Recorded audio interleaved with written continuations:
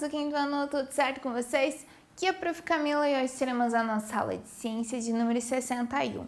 Hoje a gente vai abordar sobre um sistema do corpo humano. Lembram lá no comecinho do ano a gente abordou sobre alguns sistemas, sistema cardiovascular, né, o sistema circulatório, respiratório, digestivo, e hoje a gente vai abordar um sistema aí bastante importante que vai controlar tudo isso que a gente sente, né, que está fora nessa área externa que a gente vive, né, no ambiente que a gente vive, e a gente consegue interpretar tudo isso, tá? Qual que é esse sistema? É o sistema nervoso.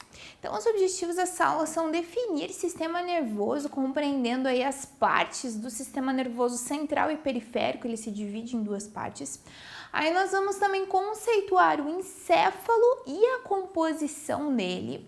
Definir o cérebro, cerebelo, medula espinhal, o tronco encefálico, os nervos, compreendendo aí também a estrutura e percebendo as funções dessas partes do sistema nervoso, e estudar o que são os reflexos, dando exemplos.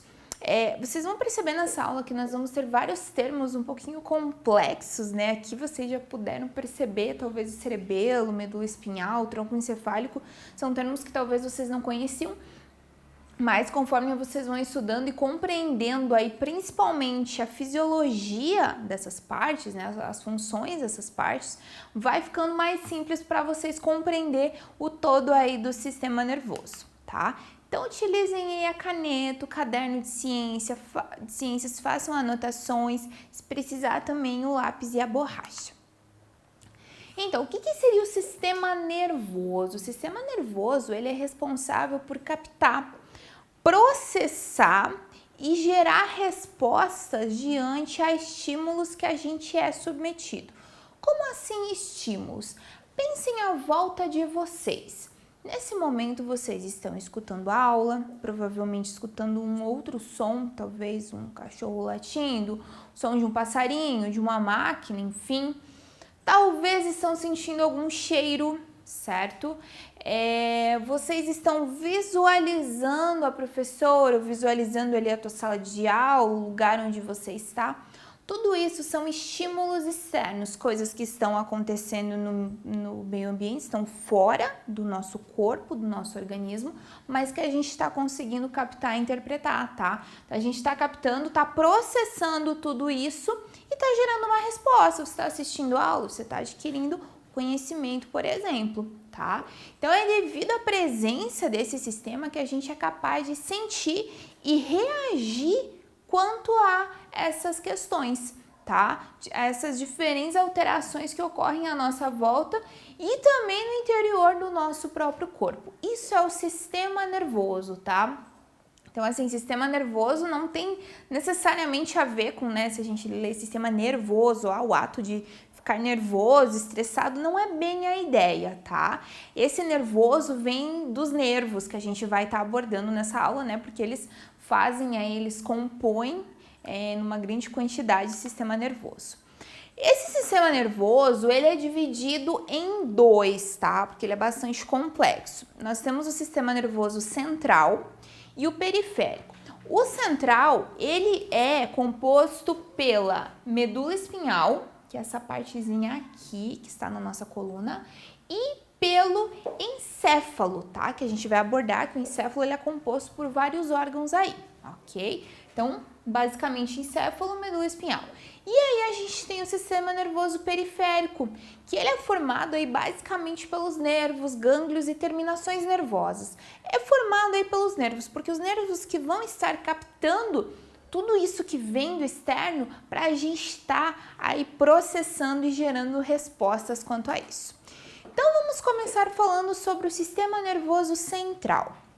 Então, o sistema nervoso central, ele é formado pelo encéfalo e pela medula espinhal, que não aparece totalmente aqui na imagem, tá? Então, o encéfalo, ele pesa mais ou menos 1,5 kg, ele é bem leve, né, em relação ao total do nosso peso corporal aí. Ele está localizado na caixa craniana. Lembra quando a gente abordou sobre o sistema ósseo? Nós percebemos que alguns ossos do corpo humano, eles existem justamente para proteger determinadas partes do corpo que são muito importantes, que não podem ser lesionadas. Uma delas é o encéfalo e o cérebro que está ali, que compõe o encéfalo. Então, o crânio, né, ou caixa craniana, protege o encéfalo, assim como nós temos a caixa torácica que protege os nossos pulmões, tá? E nesse encéfalo, né, essa composição aqui do encéfalo, nós não temos apenas o cérebro, apesar de a gente, né, o cérebro ser bem visível, tá bem destacado ali, ele vai compor outros 2 órgãos. Então, o encéfalo ele é composto pelo cérebro, o cerebelo e o tronco encefálico, e é sobre isso que a gente vai abordar agora. Então, começando com o cérebro, né, o cérebro é o órgão mais importante aí do sistema nervoso, e com certeza também um dos mais importantes do nosso corpo. Ele é considerado um órgão aí mais volumoso porque justamente, ó, ele ocupa boa parte do encéfalo, tá? O cérebro está dividido em 2 partes simétricas, ou seja, elas são simétricas, são do mesmo tamanho, digamos assim, tá? Nós temos o hemisfério direito e o hemisfério esquerdo. A camada mais externa do cérebro, que tem reentrâncias são essas curvinhas aqui que a gente tem no cérebro, tá? A gente chama de córtex cerebral, tá? Essa parte quando a gente visualiza o cérebro ali, parece tudo minhoquinhas, é o córtex cerebral, tá?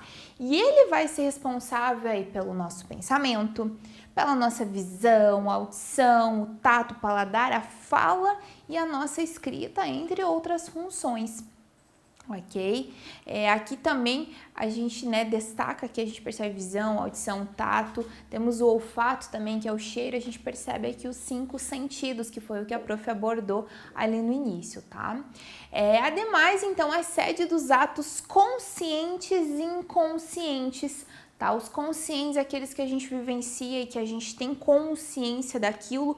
O inconsciente é basicamente tudo aquilo que a gente vivencia de algum modo, mas que a gente não tem um foco total.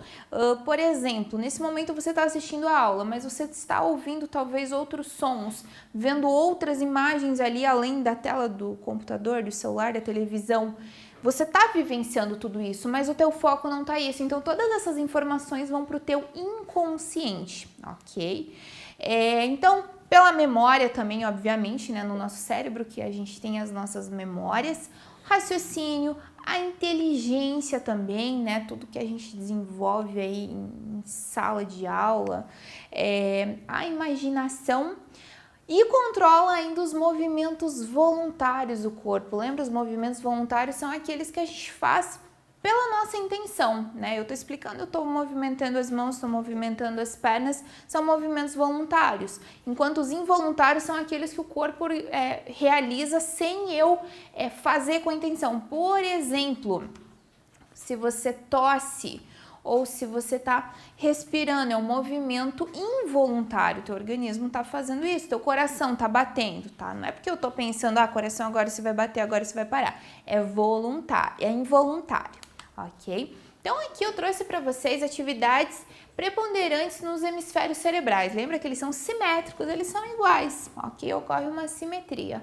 Então nós temos aqui o lado esquerdo e o lado direito. Então o lado esquerdo ele é mais responsável pela linguagem, o desenvolvimento da nossa fala, da nossa comunicação, raciocínio lógico, pensamento analítico, aquele mais racional, não leva tanto pelo emocional, sequência, tempo, nessa organização de sequência e tempo, lógica linear, né, que dá a ideia aí também sequencial e temporal. Já o direito, ele é mais responsável pela visualização, pela imaginação, o lado emocional é mais ali pro lado direito, criatividade, a intuição, sabe? Eu acredito, pode ser que aconteça alguma coisa, né? Eu tenho uma intuição também nesse lado. Raciocínio espacial, né? Ter uma noção de espaço, música e ritmo, tá? Então, basicamente, aqui o que cada lado do cérebro, né? O hemisfério direito e o esquerdo vão estar fornecendo aí pra gente. Aí também no encéfalo, então nós temos aqui o cérebro. Aqui um pouquinho abaixo do cérebro nós temos o cerebelo, tá? Ele tá situado nessa parte posterior e de baixo ali do cérebro. O cerebelo, ele coordena os movimentos preciosos do corpo, tá? Ele vai coordenar também os nossos movimentos e vai ajudar a gente a manter o nosso equilíbrio, tá? Esse equilíbrio que a gente tem para caminhar, para correr, para se manter de pé, até mesmo para sentar em algum lugar, para pular, por exemplo, tudo isso são funções que a gente precisa aí de equilíbrio, tá? Então, além disso, vai regular o tônus muscular, né? Vai ajudar realmente nessa questão do equilíbrio, né? Regula o grau de contração dos músculos em repouso, né? Então, os músculos, eles estão contraindo para a gente estar realizando as nossas atividades. Então, essas são aí algumas funções do cerebelo que está aqui abaixo do cérebro. Aí nós temos o tronco encefálico. Notem o destaque aqui, tá? Então, cérebro, cerebelo e aqui o tronco encefálico. Ele é localizado aí na parte inferior, né? Mais abaixo aí do encéfalo. O tronco encefálico, ele conduz os impulsos nervosos do cérebro para a medula espinhal e vice-versa. A gente já vai ver como isso funciona, tá? Então, a partir das nossas informações que a gente recebe no meio externo, vai passar aí pelo tronco encefálico para levar mensagem para o cérebro e do cérebro passar para lá, para o tronco encefálico e para a medula espinhal, para ir para os nervos e a gente ter reações quanto a isso, ok? Então, além disso, ele produz os estímulos nervosos que controlam as atividades vitais, ou seja, aquelas atividades que a gente tem que realizar para conseguir sobreviver. Como, por exemplo, respiração, a gente tem que estar respirando para sobreviver. Os batimentos do nosso coração tem que estar batendo também. Os reflexos, né? A gente vai abordar também nessa aula sobre os reflexos, que são situações que a gente acaba vivenciando aí, não de modo às vezes intencional, né? É uma necessidade. Por exemplo, a tosse, o espirro, né? Eu não penso, agora eu vou espirrar e eu espirro. É um reflexo, algo que eu realizo ali involuntariamente. Aí nós temos a medula espinhal. A medula espinhal fica aqui, ó, ela é bem compridinha, tá? Ela fica dentro da coluna vertebral, né? Se você pegar aqui na tua nuca, nas suas costas, você vai perceber ondinhas ali, que seria a coluna vertebral, tá?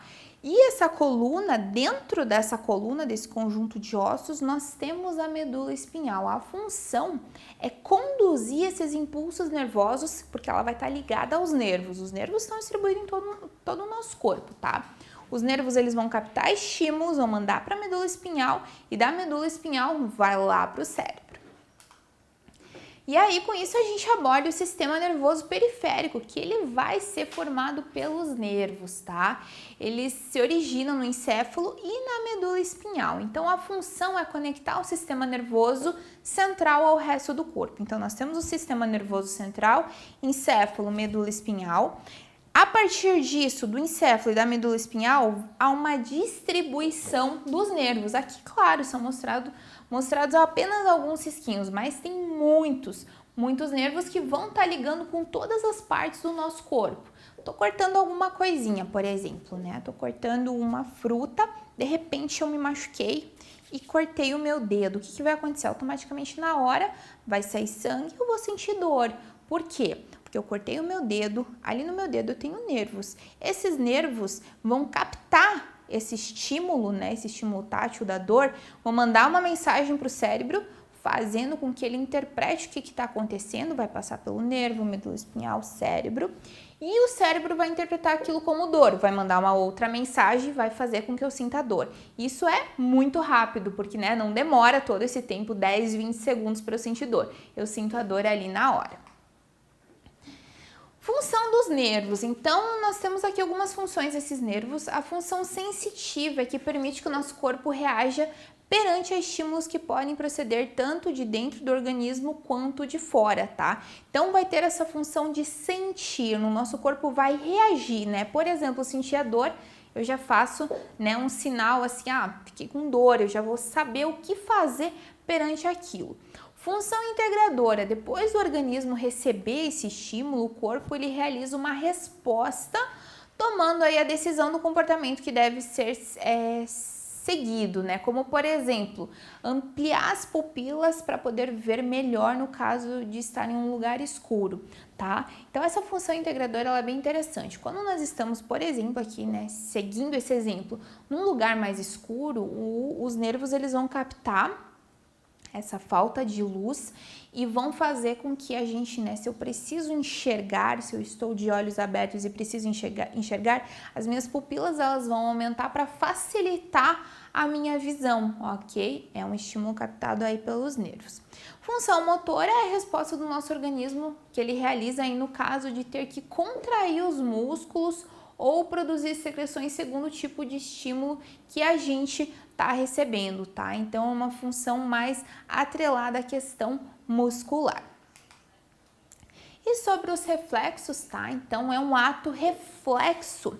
Ele é uma ação involuntária, ou seja, não acontece porque eu quero, porque eu tenho vontade, é involuntário.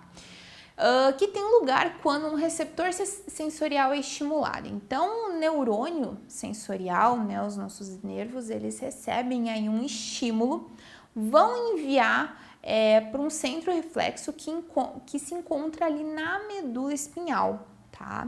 Então, essa retransmite para ele um neurônio motor que responde aí a esse estímulo, ativa uma secreção ou produz aí um movimento muscular. Como assim, prof? Vamos pensar que de repente você está sentado lá tranquilamente e alguém faz um barulho extremo, solta um foguete, por exemplo.